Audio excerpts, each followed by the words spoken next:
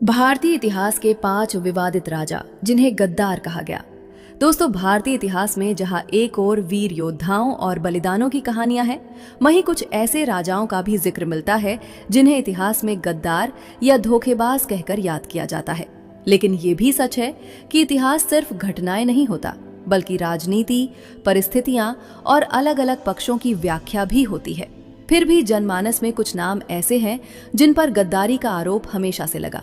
आज हम उन 5 राजाओं के बारे में बात करेंगे जिनके फैसलों ने विदेशी ताकतों को भारत में जगह दिलाई। नंबर 1, राजा जयचंद। कहा जाता है कि पृथ्वीराज रासों में जयचंद को गद्दारी का प्रतीक बनाया गया। माना जाता है कि पृथ्वीराज चौहान के साथ दुश्मनी के कारण जयचंद ने मोहम्मद गौरी का साथ दिया। गौरी की जीत के बाद दिल्ली का राज सिंहासन विदेशी ताकतों के हाथों में चला गया।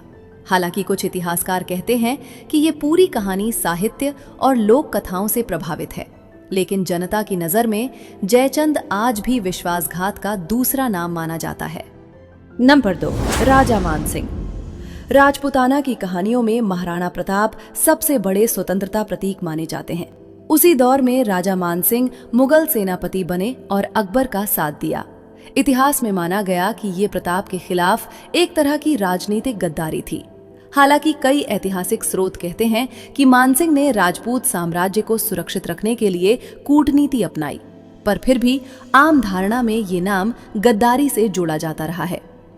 नंबर 3, मीर जाफर। बंगाल के नवाब सिराजुद्दौला के सेनापति होते हुए मीर जाफर ने अंग्रेजों का साथ दिया और प्लासी के युद्ध में निर्णायक भूमिका निभाई।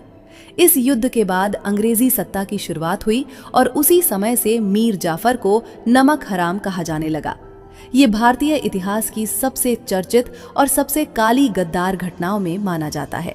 नंबर 4, महाराजा नरेंद्र सिंह, जो पटियाला के राजा थे।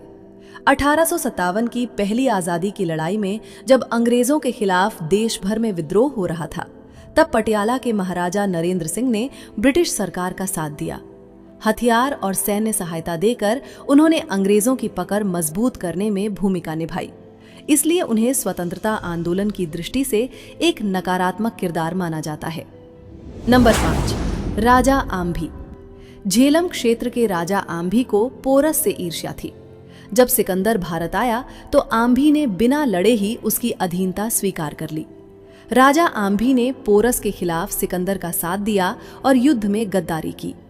इस कदम ने न सिर्फ उसकी कायरता को उजागर किया, बल्कि भारतीय राजाओं की एकता को भी तोड़ दिया।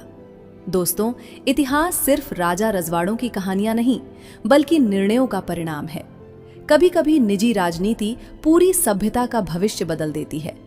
इन 5 राजाओं के फैसलों को बहुत लोग गद्दारी कहते हैं, मगर एक सच ये भी है कि इतिहास के हर किरदार के पीछे अपनी परिस्थितियां और राजनीतिक कोशिशें थीं।